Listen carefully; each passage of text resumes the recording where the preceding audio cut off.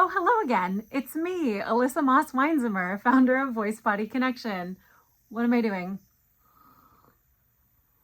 I am steaming my voice. This little device here is called a nebulizer. It releases a cool mist. I'll put the link to this particular device underneath this video.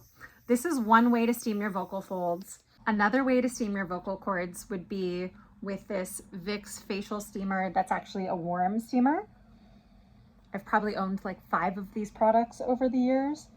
I personally do really like the warmth. Some people don't prefer it, but I think it's really nice. And just to say, I'm holding this in the air, but you want to put it on a solid surface. That's a much better way to do this. And then yet another way to do this is like super old school. You don't need to own any special device. You could just boil a pot of water on the stove. And this I did indeed put on a solid surface because it really wouldn't be safe for me to demonstrate to you if I did not. But I just boiled this pot of water. You can grab a towel.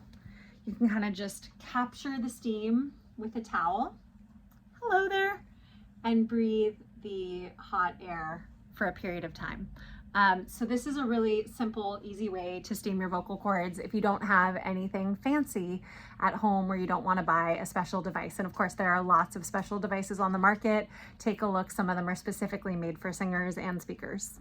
Now, why is this all important? Well, if we look at this model of the vocal tract, you can see that there's a tube that comes in through the nose that goes down into the throat.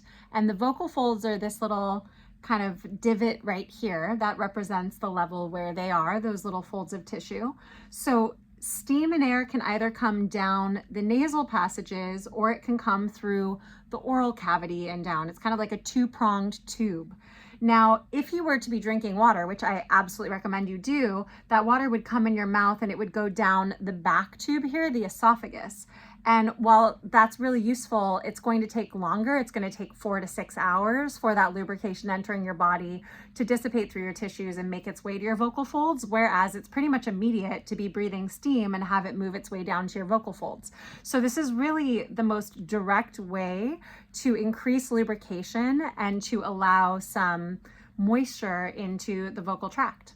Another thing to think about as you're steaming is you can breathe in and out through your nose, as we just saw, or you can breathe in and out through your mouth.